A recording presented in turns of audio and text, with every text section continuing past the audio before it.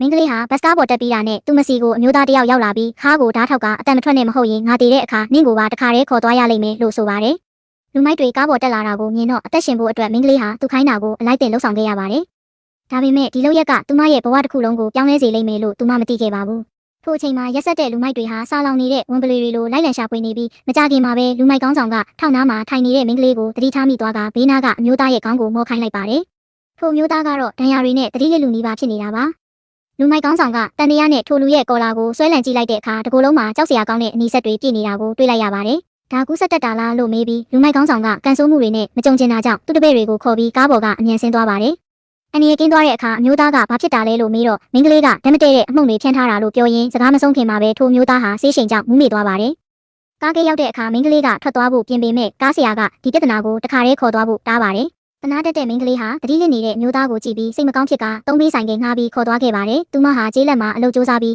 ရသမျှပတ်စံကိုမြို့ပေါ်ကစစ်သူစီပို့ပေးကကြောင်းထားပေးခဲ့တာပါ။ဝဲရရင်လက်ထက်ကြမယ်လို့ကတိပေးထားခဲ့ကြပါတယ်။သူမဟာမြို့ကိုပထမဆုံးအကြိမ်လာတာဖြစ်လို့လမ်းမကျွမ်းကျင်ပေမဲ့ထိုမျိုးသားကိုတွဲပြီးစစ်သူရှိရာအိမ်ကိုပျော်ရွှင်စွာခောက်လိုက်ပါတယ်။ဒါပေမဲ့တကားပွင့်လာပြီးဖက်လဲတကင်းနှုတ်ဆက်ဖို့ပြင်လိုက်ချိန်မှာပဲသူမရဲ့ချစ်သူကသူမကိုအိမ်ထဲကနေအမြန်တွန်းထုတ်လိုက်ပါတယ်။အဲ့ဒီအချိန်မှာပဲမျိုးသမီးတစ်ယောက်ထွက်လာပြီးယောက်ျားလို့လှမ်းခေါ်ပါတယ်။သူကဘာတူလဲလို့မေးတဲ့အခါရုံညံ့တဲ့ချစ်သူ Line Kangfan ကဒါဆူဆန်လေးမှတ်မိလား။လွန်ခဲ့တဲ့နှစ်အနည်းငယ်ကငါစီစာရေးတဲ့သူလေးလို့ပြောလိုက်ပါတယ်။ထိုမင်းကလေးဟာစက်ရုံဒုတိယညွှန်ကြားရေးမှူးရဲ့သမီးဖြစ်ပြီးသူမကိုလက်ထက်ရင်အနှစ်30လောက်မပင်ပန်းတော့ဘူးလို့ကြုံဝါနေတဲ့သူပါ။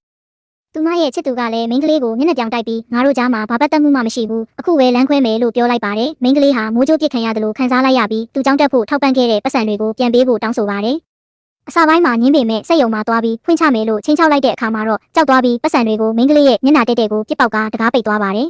မင်းကလေးငုံနေချိန်မှာကားပေါ်ကအမျိုးသားနိုးလာပြီးမင်းရဲ့ရီးစားဟောင်းကမင်းကိုပြစ်သွားတာပေါ့လို့ပြောပါတယ်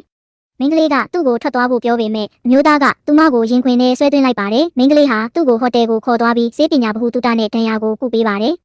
ထိုအမျိုးသားဟာထုံဆေးမပါဘဲအန်ကျိတ်ခံခဲ့ပါတယ်နောက်တစ်နေ့နိုးလာတဲ့အခါမင်းကလေးကကတင်ပေါ်ရောက်နေပြီးအမျိုးသားကသူဟာလူမိုက်မဟုတ်ကြောင်းမတော်တဆမှုကြောင့်မိသားစုနဲ့အဆက်အသွယ်ပြတ်နေတာဖြစ်ကြောင်းရှင်းပြပါတယ်မင်းကလေးဟာမြို့မှာနေထိုင်ခွင့် household registration မရှိတာကြောင့်သူမရဲ့အဖိုးအဖွားတွေကိုရှာဖို့အခက်တွေ့နေပါတယ်အဲ့ဒီအခါအမျိုးသားကငါ့ကိုလက်ထပ်လိုက်ပါဒါဆိုရင်မင်းမြို့မှာအခြေချနေထိုင်လို့ရပြီလို့အကြံပေးပါတယ်မင်းကလေးလည်းတခြားနည်းလည်းမရှိတာကြောင့်သဘောတူလိုက်ပါတယ်။သူတို့နှစ်ဦးလက်မှတ်ထိုးပြီးထွက်လာတဲ့အခါမှာတော့ဇင်ခံကားအစီး20လောက်ရှေ့မှာလာရက်ပါတယ်။မင်းကလေးကဒါဟာရန်သူတွေလာတာမှတ်လို့အမျိုးသားကိုဆွဲပြီးထွက်ပြေးဖို့ကြိုးစားပါတော့တယ်။အဲဒီနောက်သူတို့ဟာအိမ်လေးတစ်လုံးငှားပြီးအိမ်အောင်တဲ့ဘဝကိုစတင်ခဲ့ပါတယ်။မင်းကလေးဟာအမျိုးသားရဲ့နောက်ကျောင်းကိုတခါမှမမေးဘဲသူ့အတွက်အဆအရာရာဖြည့်ဆည်းပေးခဲ့ပါတယ်။ဒီဖြူစင်တဲ့အချစ်ကအမျိုးသားရဲ့စိတ်ကိုလှုပ်ခတ်စေခဲ့ပါတယ်။နောက်ပိုင်းမှာမင်းကလေးဟာစက်ရုံတစ်ခုမှာအလုပ်ရခဲ့ပေမဲ့ကန်ဆိုးစွာပဲအဲ့ဒီစက်ရုံဟာသူမရီးစားဟောင်းရဲ့ဇနီးအစ်စ်ဒုညွှန်ကြားရေးမှူး